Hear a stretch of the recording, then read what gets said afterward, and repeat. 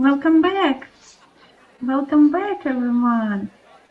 Welcome to Geshe Michael Roach Class 7. As we continue through the day, we are grateful for another opportunity to receive teachings together with openness, attention, and heart.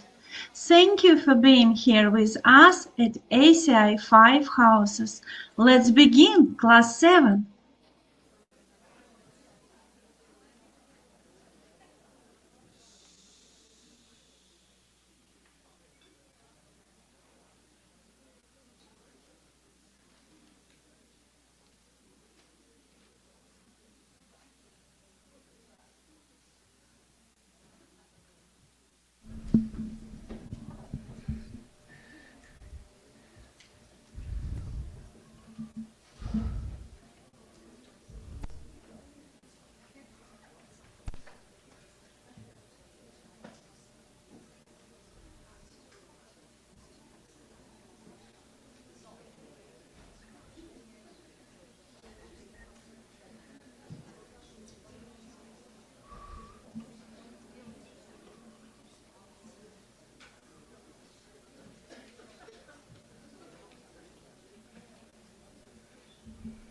Okay, thank you guys.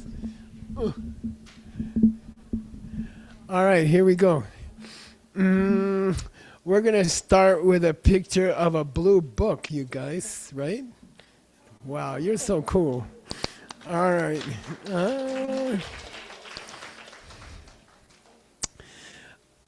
So this is a book that I wrote during my 3-year retreat. I wrote several books during retreat.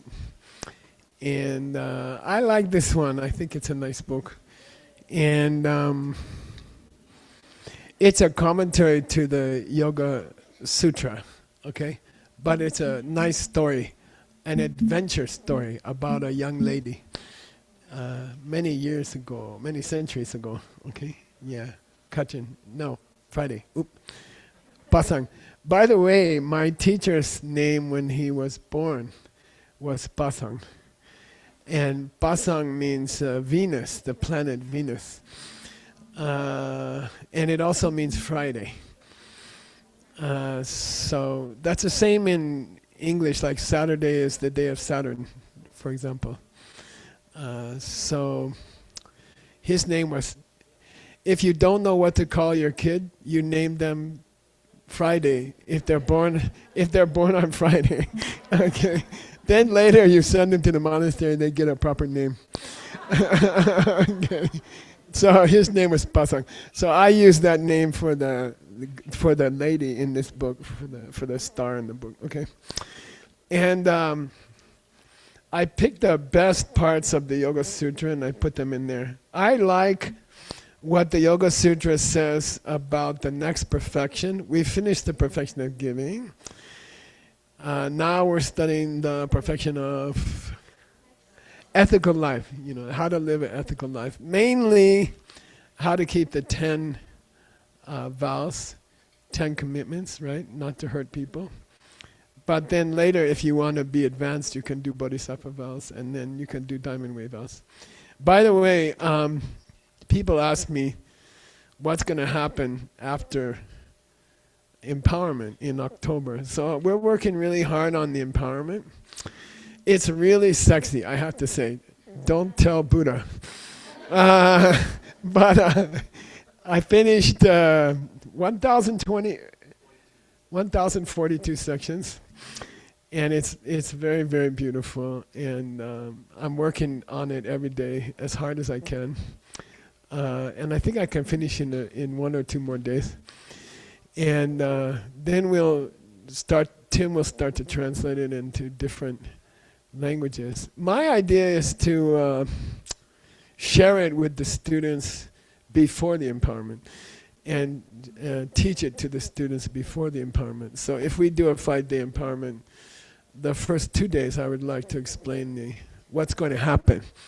All the empowerments I ever went to, I didn't know what was going on at all, and then suddenly they say, okay, we're finished. And I'm like, what? I don't know what just happened. It's all in a foreign language. I don't know what's going on. And I always said in the monastery, when I have my own students, I will make sure they know what's going on, you know. So I'll teach you what about the empowerment first, and then we'll do the empowerment. But after that, I would like to do some deep dive into your vows. You know, the vows you have to keep. My idea is you take the empowerment, then that allows it allows me to teach you the vows. And my idea is if you don't like the vows, you can quit, okay? You can, what do you call it? Quit the job and say, you know, that was a fun empowerment, but I don't want to keep those vows. So in my opinion, you should have the right to read the contract before you sign it. So I will give you empowerment if you like, and I will teach you the vows in detail, in good detail. And then you can decide whether to follow this path or not follow this path. And either way, I still love you, and I will still help you, and I will still be your teacher. Okay, I don't care. Okay, Mazal. All right. Okay.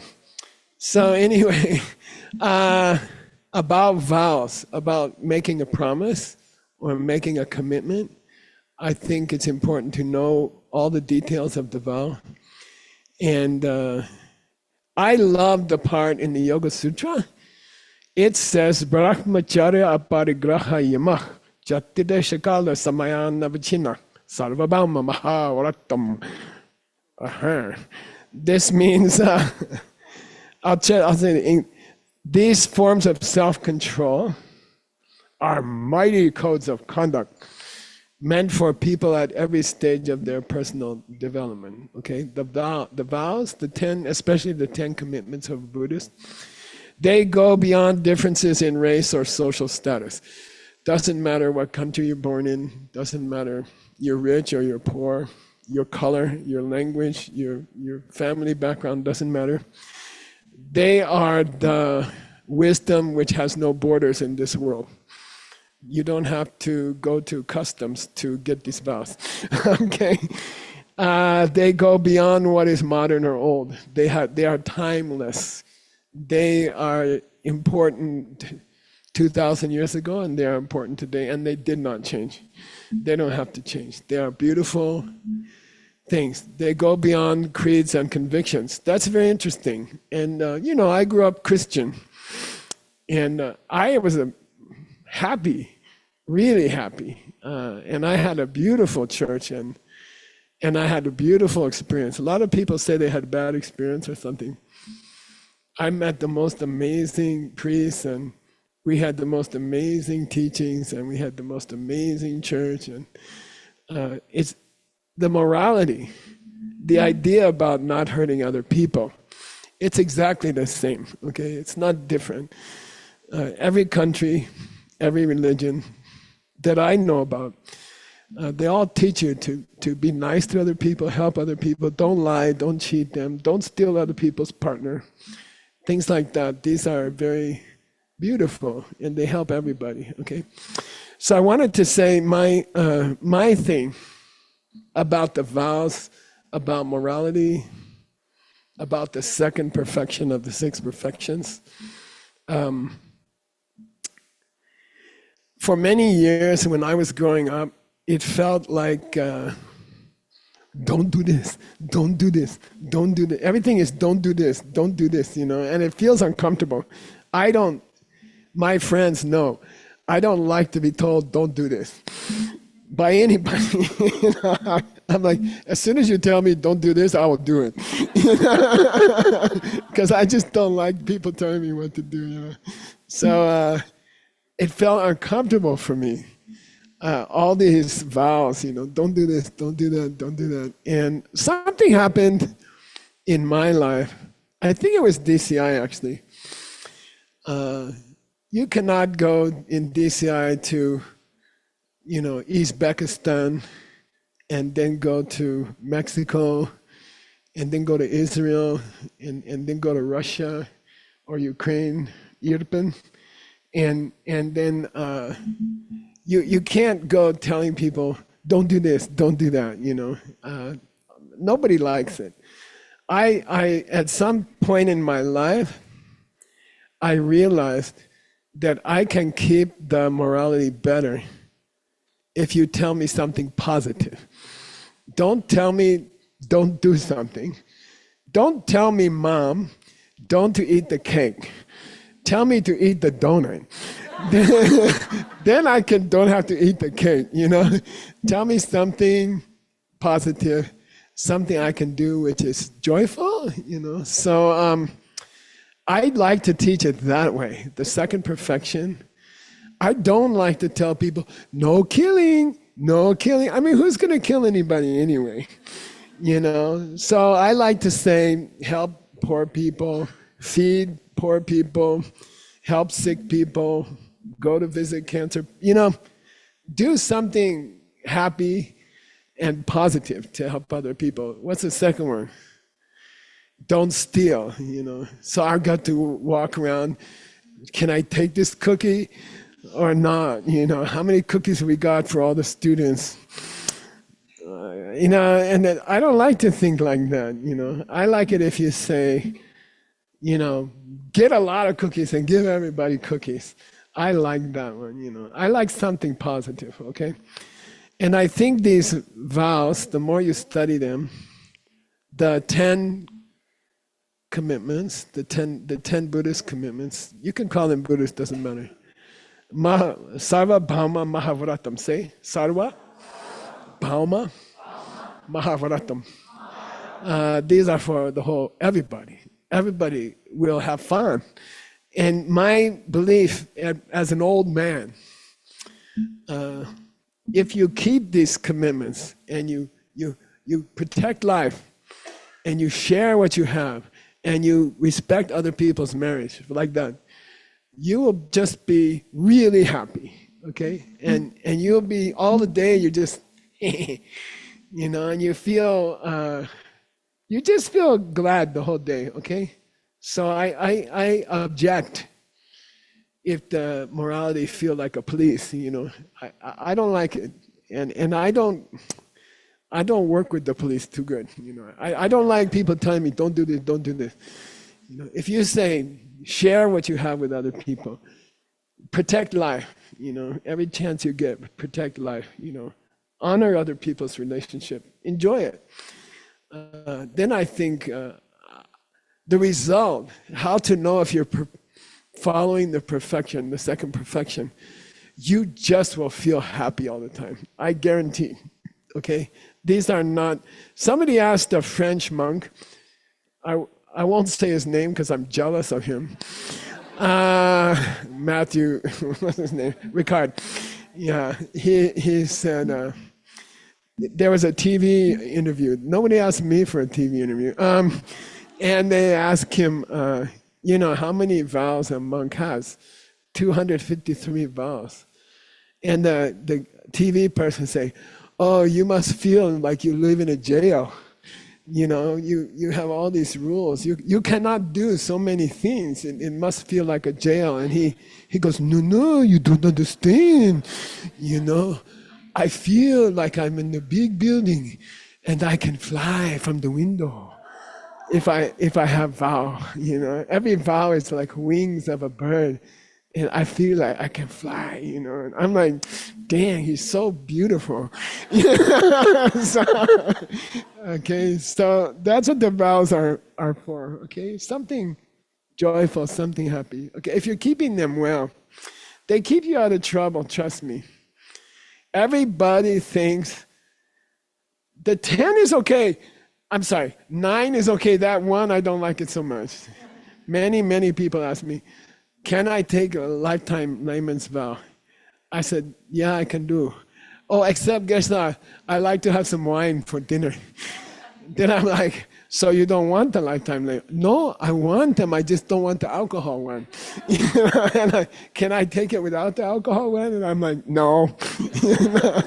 So I mean, you know, you take them and enjoy it. They all are beautiful. Even the one you don't like. Even the one you don't like is beautiful. And if you keep it, you will be much happier. It's so easy.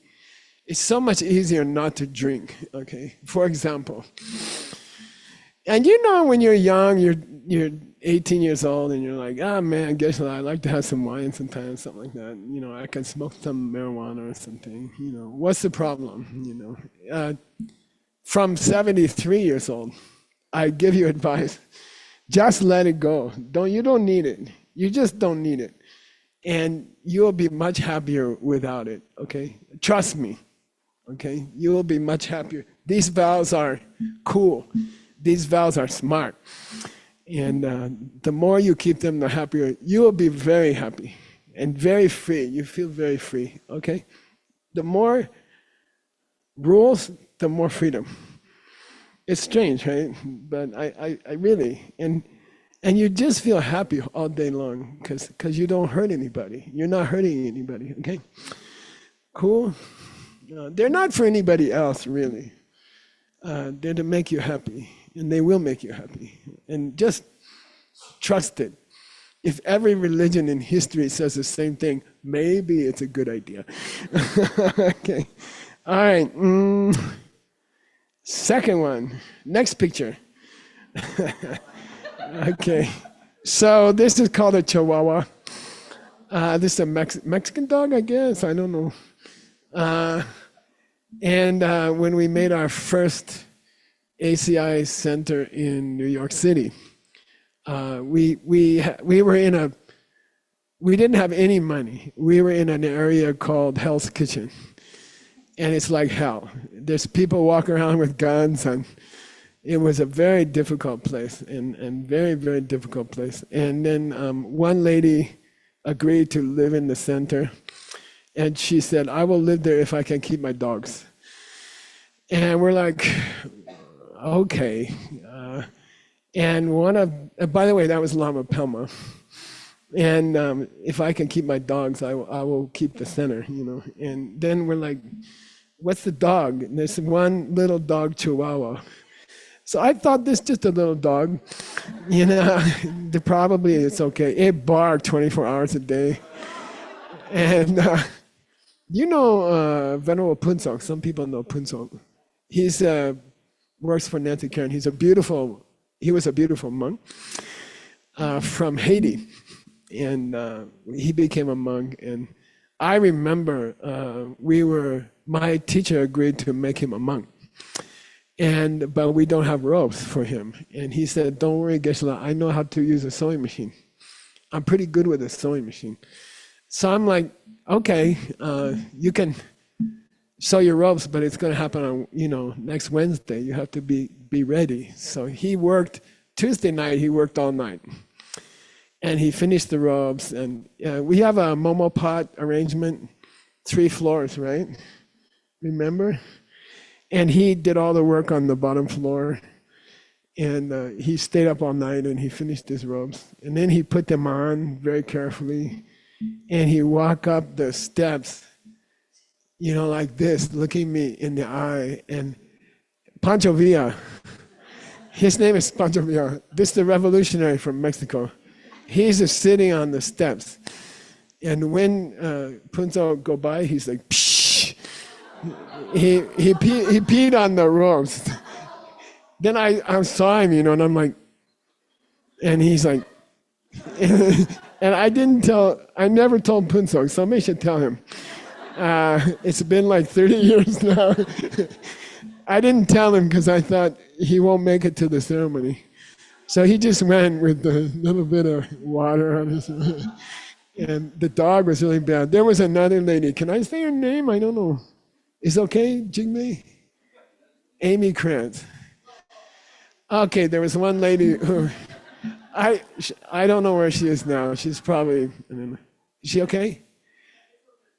It's all right to talk about a person. So anyway, so Pancho Villa would be in the center, and one student is a particularly difficult person, and I remember. Never mind. But whenever she came in the door, Pancho Villa would go crazy and try to bite her, and it was very strange, And I'm like, Pancho Villa, don't do that. What are you doing?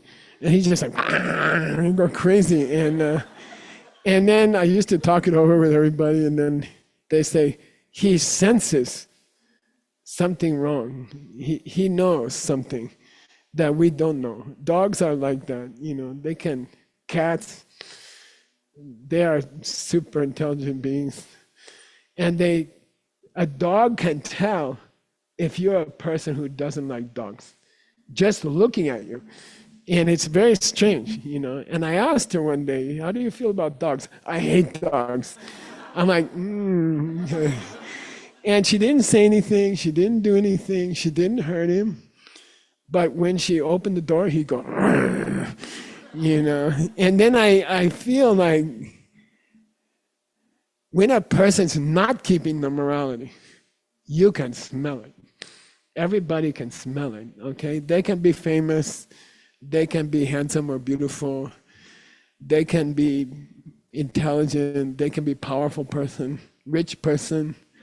But if they're doing something wrong, like they're cheating with somebody's wife or something like that, you can smell it. It's like the dog. We are all like the dog, and we don't know why.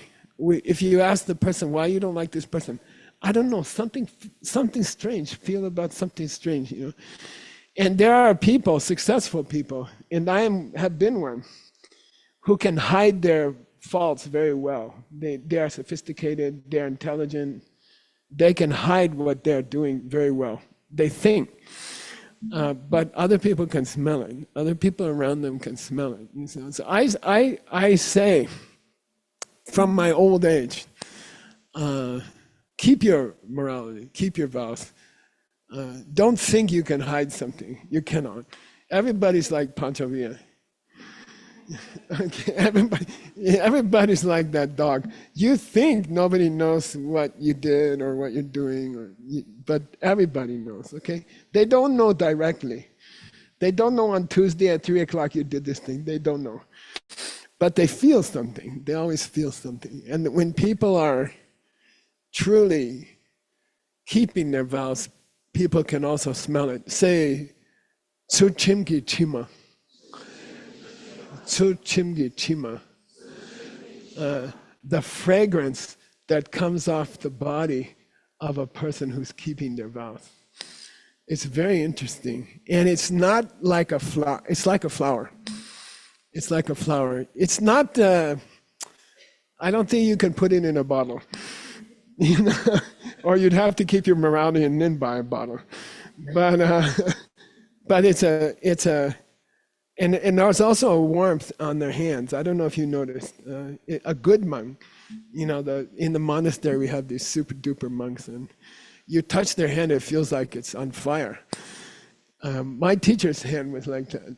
You touch his hand, it feels, you have to let go because it's too hot. And I think it's something to do with their morality. And they smell nice. It's nice to be close to them. And there's a special smell. Then when the sewer used to overflow at the Mongolian temple, and he wants me to go dig in the sewer up to my knees, he'll say, Tsutungi Tima, the smell of morality is coming out of the toilet. And I'm like, all right. It was a joke, okay. That's how I learned this word. Okay. People can smell what you're doing. It's easier to stop doing it than to hide it. It takes less trouble. It's less trouble to be good than to try to look good. It's much more work to try to look good when you're not being good. Are you a terrible person? Are you going to go to hell? Of course. No, I mean, no. No, I mean, just cleaning up. I mean, there's things in my life I couldn't clean up for 5 years, 10 years, 15 years. But keep trying. Just keep trying, And if you try honestly to clean up your life, you'll succeed. You will succeed. Don't go crazy. Nobody's perfect. If you were perfect, you would not be on this planet. This planet is for the imperfect people. You are born here because of the karma of not being perfect. Okay, seriously. So don't feel like you're a dirty person or you're impossible, or don't feel like that. Just slowly fix it, slowly fix it. I myself, if I was going to do something wrong, I would say, wait another 5 minutes. I'd say, no, I want to do it now. And say, just wait 5 minutes. How about 4 minutes? Okay, wait 4 minutes and then go ahead and do it. I'm like, okay. And you can do this. Delay for 5 minutes. You're mad at somebody, you want to say something. Then hold your mouth for 5 minutes. See if you can do it. Then tomorrow, try for 6 minutes. It's not going to happen in one day. It doesn't work like that. Okay, life doesn't work like that. Clean it up slowly. It only took me 72 and a half years, so don't worry. All right. Next picture. When do I have to stop, Tim? 6:30? Okay, good. So I had something cool happen to me this year. I go to the eye doctor every 6 months or something. It's a good idea, or every year. I don't care how old you are. Go once a year or something like that, in case something's going on. Okay, and so I go every year, and for years. And I like the guy. He's in Flagstaff. His name's Kushoda. He's a wonderful guy. He and his wife are both optometrists. So he checked my eyes and he said, you have cataracts. Cataract is when the skin goes white. The skin color changes to white. And then you can't see so clearly, okay? He said, you're getting cataracts. I said, no, I'm fine. I can read anything. He said, sit down, Michael. All my doctors are friends of mine. We like to joke, One of them, the kidney doctor, what's her name? Dr. Chen, Ang Chen. She told me some bad news about my kidney. Then I was joking, and she said, do you meditate? I'm like, she said, no one ever smiled when they heard this news before, And so anyway, he said, in 6 months, you're going to come back and tell me your eyes are not clear because it's coming. And I said, yeah, okay, thanks a lot, bye.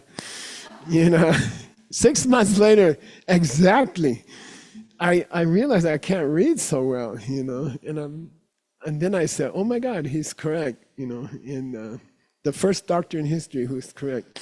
And just kidding. So I went back and I said, you're right. I have something going on. And he checked and he said, well, now you have cataracts. In Arizona, because the sun is so bright, it changes the skin of the eye. The skin of the front of the eye becomes yellow. And then you don't know because you're like that all the time. So things are getting yellow, but you don't know they're getting yellow. You see what I mean? It's kind of funny.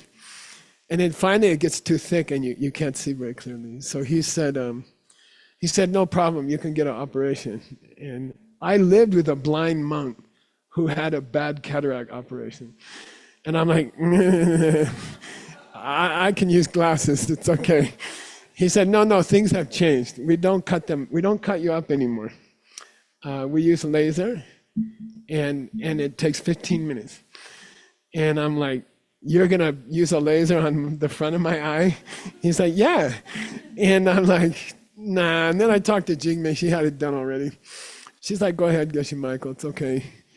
And I searched around, I found the best one I could find is not in Arizona. It's in California. So I met this good doctor, lady. So anyway, I went to her and she said, yeah, she said, you could go a little while, you don't have to do it right away. I said, well, I have to have a kidney transplant. I think I better get all the operations done first. So she's like, okay, let's do it. And then I said, also I have to go to Kyoto for a month. She says, wait a minute, you want me to do one eye and then wait a month and then come back? And I'm like, yeah, I have to go, my students will kill me. And she said, do you know what it's like to walk around with one new eye and one old eye. Like you're gonna walk funny and you're gonna get headaches every day. And I said, I don't care, I gotta go. So they won't do them at the same time in case something mistake, right? So we did it in early December, and the reason I tell you, one reason I tell you is that probably you will have to do it in your life when you get to 70 or something, if you get to 70. So it will come. It will probably come. And then I wanted to say, don't worry about it, just do it. And she was a very cool lady, very fun. And she'd get you down on the table and she'd tape your head to the table. And I'm like, what? And she got this super strong tape, you know, she says, I don't want you to move. And I'm like, what? You know? And then she gave me some drugs and I was like, this is fun. K-fun. It's like, it's similar to ketamine, but I'm not, it's a drug. So they keep the person calm, you know, so they don't move. And then you watch her cut your eye. From the inside, you watch her cut your eye. And they put a new lens. They put in a new lens. Bausch and Lomb, if you know, we use their instruments in gemology. They're very great German lens makers. And so you can watch them put it in, you know. And then you just go home. And everything's fine, you know. And for 1 month in Kyoto, and where was it? Xiamen or something. I was traveling. One eye, brilliant colors, like I'm 10 years old. Like the blues are super blue and the reds are super red and the whites are like snow glistening, you know, and I'm like, wow, you know. And then this eye, everything's yellow, you know. And then I got headaches and all this and stuff, and I have to be smile in the class. And then the second eye I got done at the end of December, and it's incredible. You should. I asked her. I asked her, can you do preemptive? Can you get it when you're 30 or 40? And she said, yeah. Why not? And I said, well, how often do I have to change it? She said, you will die before I have to change it. You know?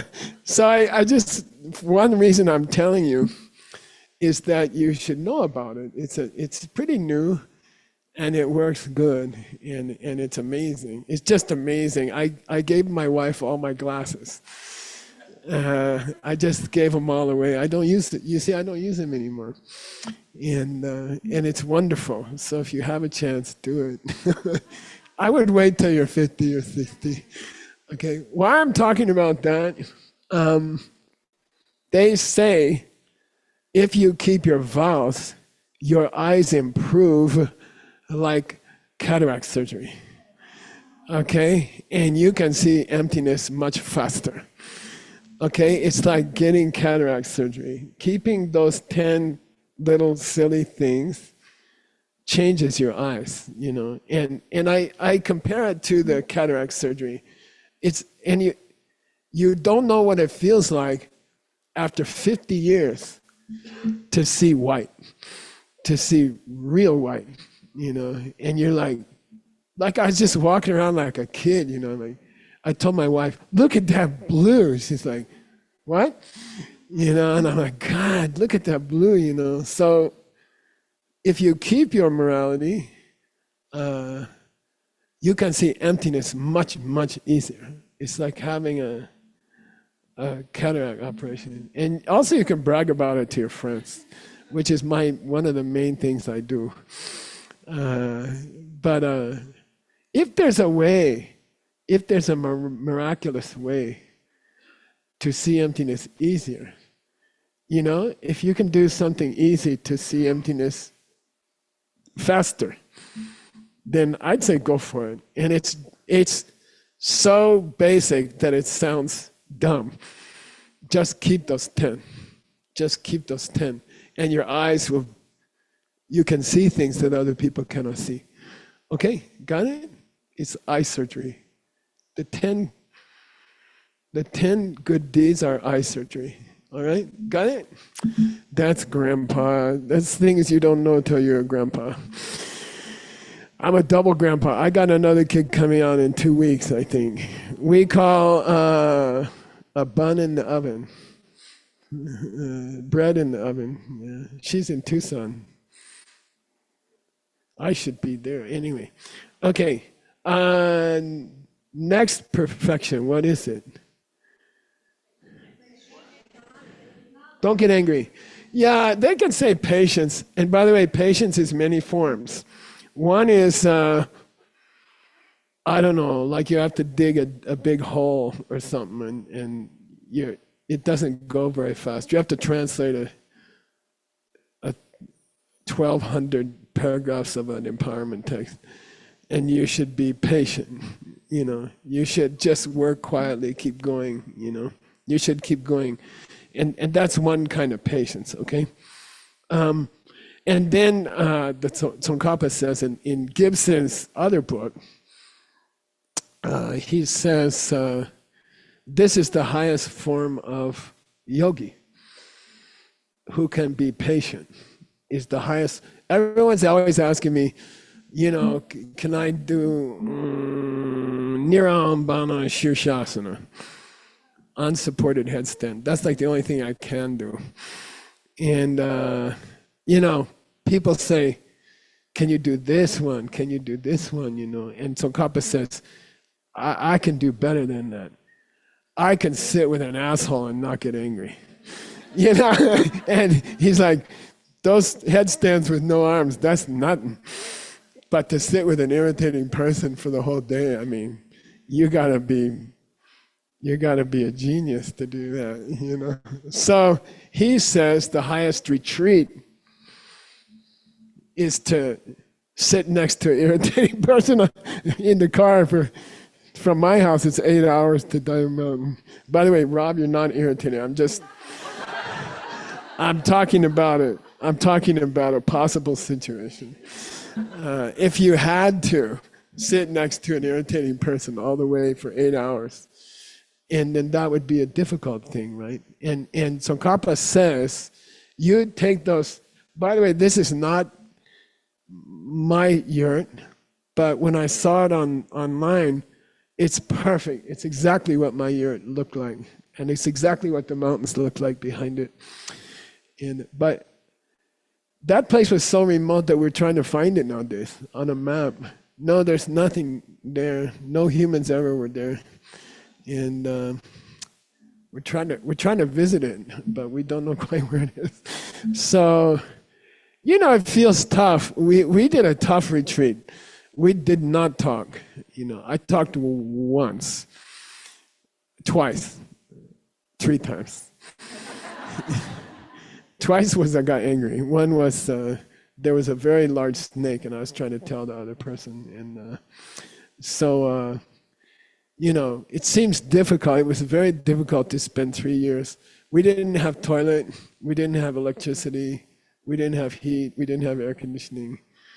We had a small stove, wood fire, but it was difficult. It was very difficult. And he says it's much more difficult to sit next to an irritating person than to do a 3-year retreat. Okay, Tsongkhapa said that. You know, I'm like, you're right. You know, it's really right. To keep your patience with a truly difficult person is harder than to do a long retreat. By the way, Tim asked me to cover some topics that you could meditate on during your retreat, and I'll give it to you either today or tomorrow morning. Okay, so I'll have that ready for you.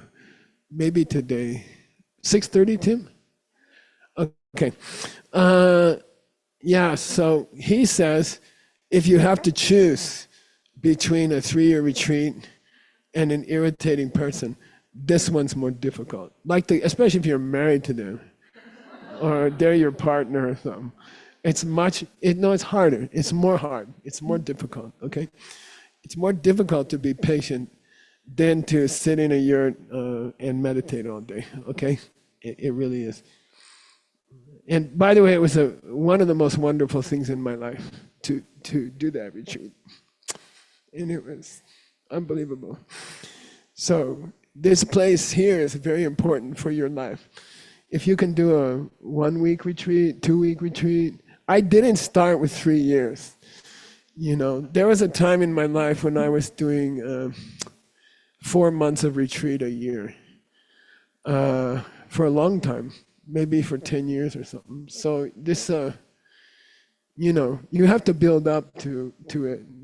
It'd be foolish to just go into a 3-year retreat. You should do many weekends, get used to it, and then do 3 days, then do 4 days, okay? And that's fine, that's how you should do it. Otherwise, you just waste your time, okay? You cannot go into a 1 month retreat without short retreats first. It's a waste of time, okay? And you want to hear a famous, funny story? I told you, the guy sitting on the road in Tibet, next to the road, the guy's walking by, the guy's meditating, and he says, the guy's walking down the road in Tibet. This is a famous joke in the monastery. Guy's walking down the road in Tibet. There's this other guy sitting by the side of the road in deep meditation, and the guy's looking at him and saying, God, that guy can meditate on the side of a busy road. That guy's amazing, you know. Then he goes over and he whispers to him, you know, hey, what? How you meditate next to the road all day, so busy, cars, everything. Yeah, I'm doing it. What are you meditating about? Patience. I'm meditating on patience. Huh, you look like an asshole. What? And he got angry, jumped up. Understand? That's the old monastery joke. Don't tell these bad jokes unless you know the student well. Okay. Then there's a famous line here called Langdo Gida. Say Langdo. Da. Langdo. Da. I think it's Urdhvaga. It's a snake. It's called the creature that goes on its palm.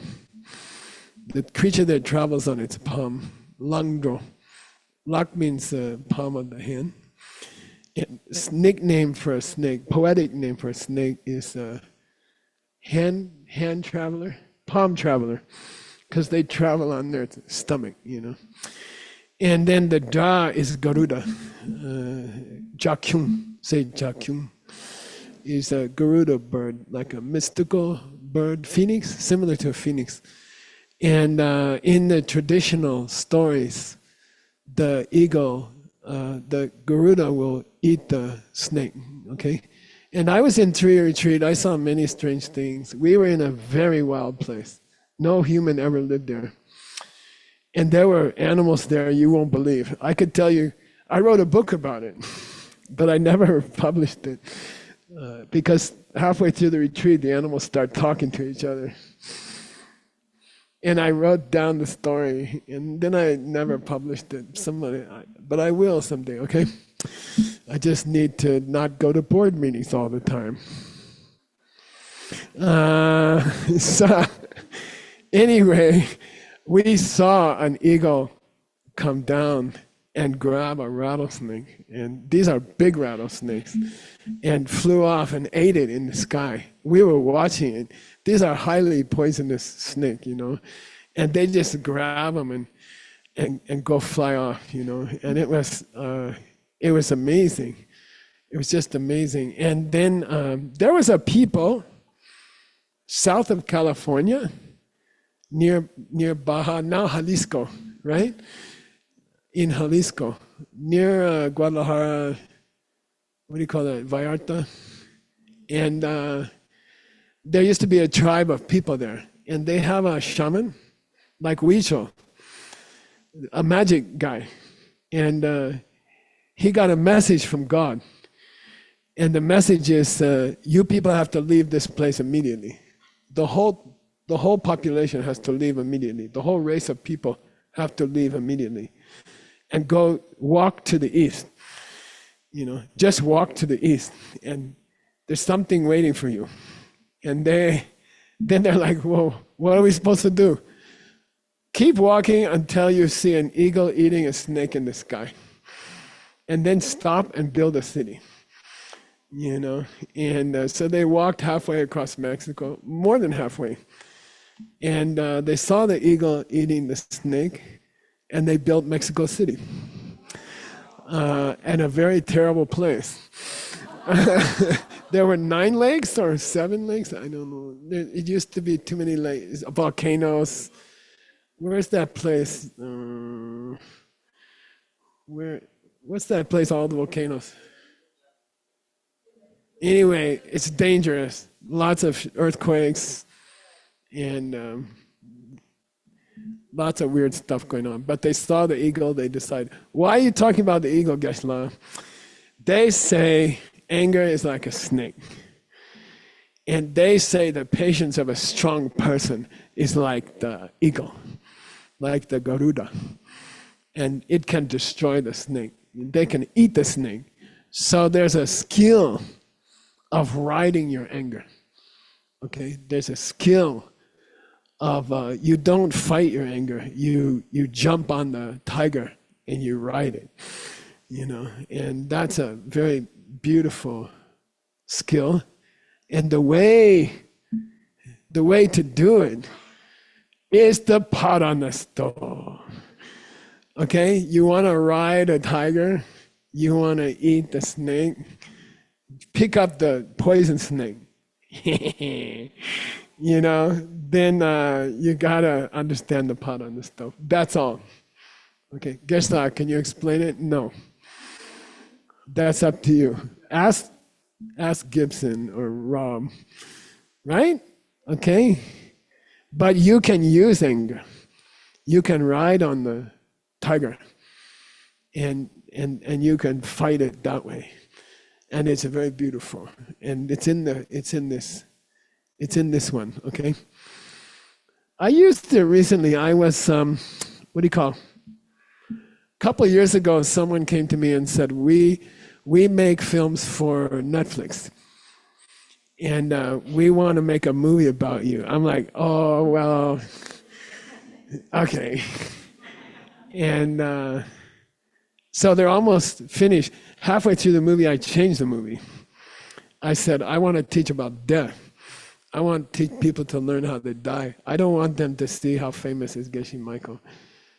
I want to make a movie about Geshe Michael dying and teach people how to die, And so we changed it. We changed the movie. And it's beautiful. It's almost finished, okay? Then I got another letter email from HBO. This is like very famous. They say, we want to make a movie about how terrible you acted at Diamond Mountain. And I'm like, what?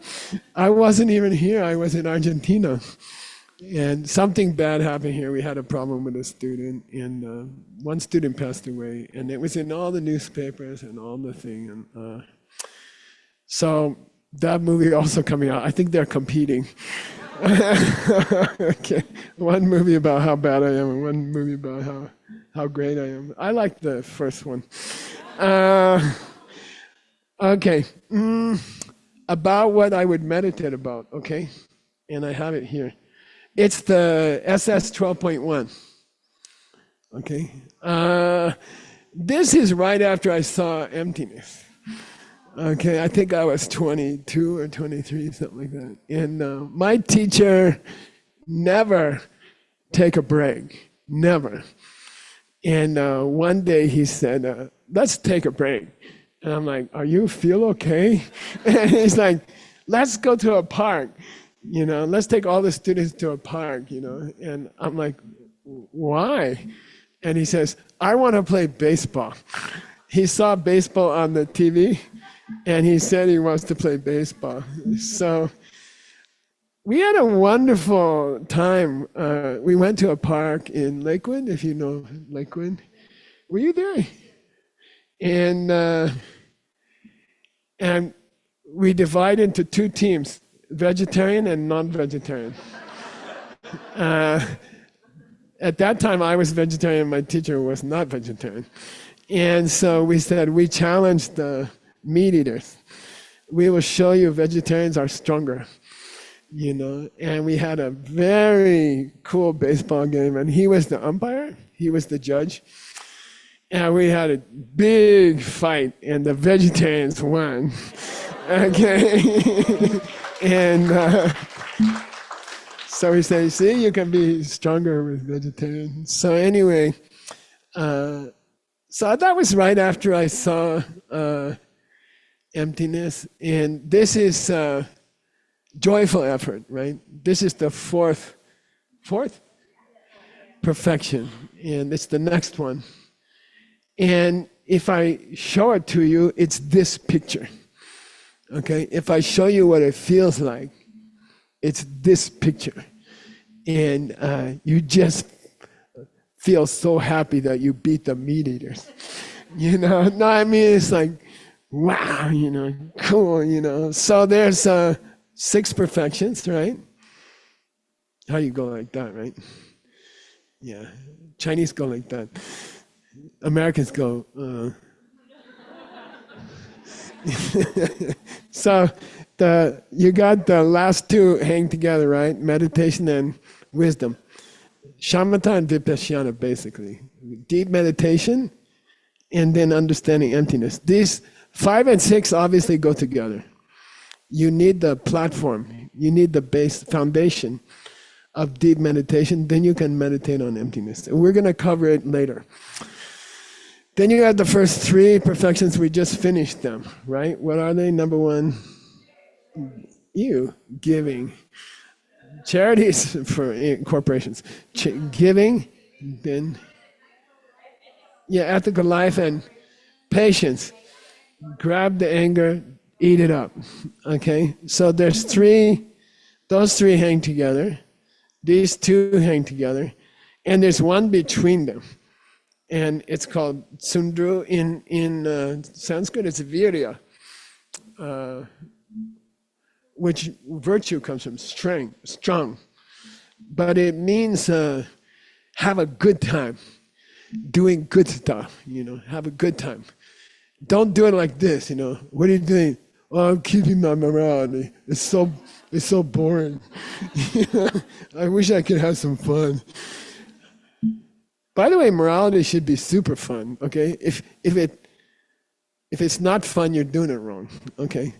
Trust me, okay? So anyway, they say the first 3 perfections go together, and the last 2 perfections go together, but working hard with joy is in between, and it goes both ways. It supports both. Number 4 supports meditation and emptiness.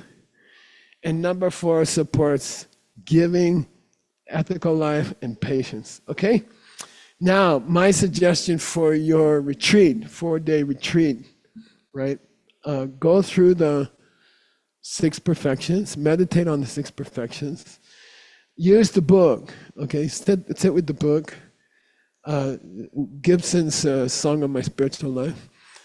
And go through the book, follow the book during your meditation, okay? So read a little bit of the book. If it's me, I'll divide the 6 perfections. I'll divide how many sessions you have. And divide it before you start. You know, I'm gonna meditate about giving for the first two sessions. Then the next 3 sessions I'm gonna work on ethics. And then my request, you know, work through the 6 perfections during your meditations in your retreat. But the koan, what's koan? It's a riddle. It's a Japanese Buddhist thing. They give you a riddle like, I don't know, what's the largest pencil in the world? Pennsylvania. You're from Pennsylvania. You didn't even know that? No, I mean, koan means in Japanese Buddhism, your teacher will give you a riddle. They'll say, okay, think about this for for 4 days, right? There's a joke in the monastery. If you want to ruin someone's retreat, tell them not to think about the pencil joke. And they will think about it a whole day. So anyway, I want you to go through the 6 perfections. Half the time is for the first 3. Half the time is for the second 2. But the koan, where you will find wisdom, where you will change your life, is every day, all day, I want you to ask, what is joyful effort? How can I do joyful effort? How can I learn joyful effort in this retreat? In these 4 days, Geshe gave me homework. What? What the hell is joyful effort? Okay, and how can you use it with these 3 and these 2? Okay, like that, okay? Come up with some application of joyful effort and try to feel joyful effort. Joyful effort is like, Sinam's raising money, I can get more money, yay! Like that, okay? And you feel excited all day, okay? You feel happy, you feel just super happy all day to do cool stuff, do good things for people. And I want you to try to feel it, okay? So what you can do is meditate about nice things you might do when you get home. After retreat, nice things you can, make a list. You don't have to do all of them, okay? There'll be 100, you'll do 3 of them. That's okay. Make a list of nice things you can do for people. Keep a journal. Make a list of some sweet things you can do for other people. But get into it, try to feel that excitement about these plans. 90% of plans don't happen. It's okay, don't worry about it. No, don't worry about it. 10% is worth it. If you do 10% of it, it's worth it. Make some cool plans for your life. What we teach in Innovation Retreat, Stanley's group, I used retreat for my whole corporate career, 19 years in the diamond business. I used retreat constantly for new ideas. And I believe that's why we became #1 in the world. I believe we started with nothing. We started with a $50,000 loan. And at the end, we were the largest jewelry company in the world. Okay, and I say it's because of retreat. It's because I learned how to do retreat. So work hard in retreat. Don't sit there and look at the calendar. Like, how many more days I got before I can get out of here? It's not like a jail, okay? You're so lucky to have the time, someone feeding you, someone taking care of you, someone built you a cabin. Let's give a hand to all the people who built that cabin. Stand up.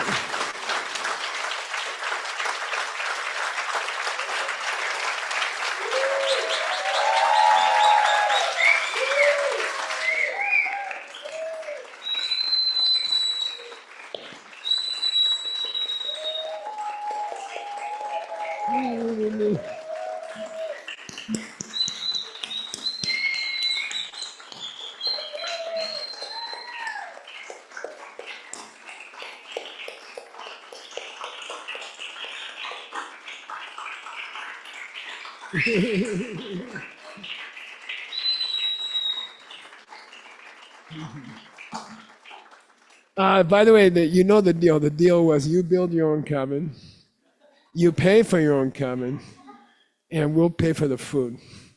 We'll figure out the food. And the food was $1.5 million. And Singapore was one of the greatest helps. We should give them a hand, I think.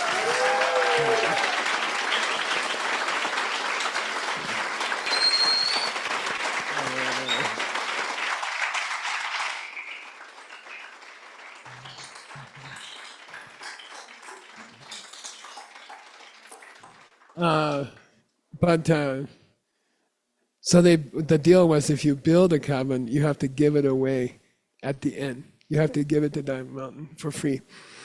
And they all did that, okay? So when you sit in those cabins They died to make those cabins, and the last cabin was approved the day before we started retreat. I think the last 2 or 3 cabins. We were lucky because we had a fat guy for the inspector, and the last cabin was the one up on the hill, and he's like, and then he look up there, and we say we got one more. And he says, "It looks okay."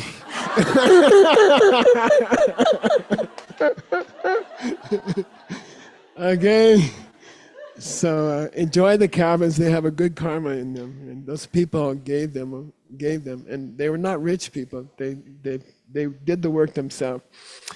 So it's a blessing to be in the cabins. Okay, and your assignment is to find joyful effort. Okay, find joyful effort.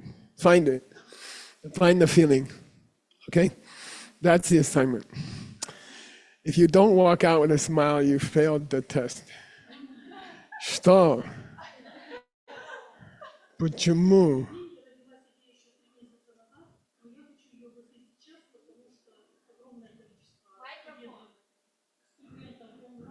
Если вы говорите так быстро, мне совсем непонятно.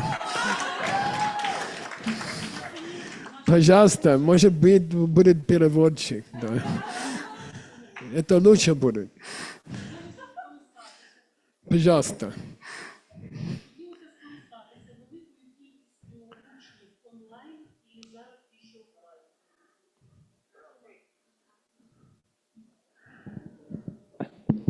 So she wanted to take the moment and to have this opportunity when we have lots of online and offline participants.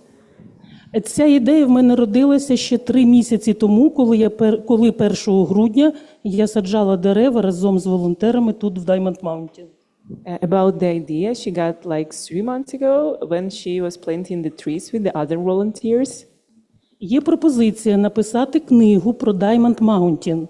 Спочатку це була ідея, щоб кожен з нас поділився історією свого шляху до Diamond Mountain. So her idea is to write a book about Diamond Mountain, and each of us can share their story, how they get to Diamond Mountain. Але перед цим хотілося, і це головне для мене, щоб кожен з наших вчителів, хто стояв у джерел створення Diamond Mountain, в першу чергу наш дорогий Гешела, це і досточтимі Гелце, Джигмі, Сунамі, Сарані, Коні, Джейбі, всі, хто приймав участь, хто проходив 3-річний ретрит, тому що між нами дуже багато запитань, які б ми хотіли мати відповіді на них. Okay, and first of all, start with the people who was in the foundation of building the Diamond Mountain, our dear Geshe, our venerable Gyaltse, Konila, Jebila, and Jigme, and everyone. So, because we have so much question between what was in the beginning and now, and we want to cover them. І це було б для минулих поколінь, які будуть для поколінь, які будуть за нами, і це буде історія Diamond Mountain. А виручені кошти за продаж цієї книги буде йти на Diamond Mountain завжди. So it's going to be for the future generations, and all the money we can have from the selling books we can give to Diamond Mountain. So there will be like unlimited source of money for Diamond Mountain. Okay, we'll try. Але щоб ми зрозуміли одне. Я хотіла, щоб наші вчителі зрозуміли, ви нам необхідні, і ваші спогади, і ваш досвід. Діліться ним, вони нам дуже необхідні. So it's for you to understand that we need your experience, and we need to please share with us that. We ask you for that. Okay, thank you. All right. Tim, anything? You ready? Got anything? Go. Okay. Tomorrow we have a special schedule that I'd like to remind you of.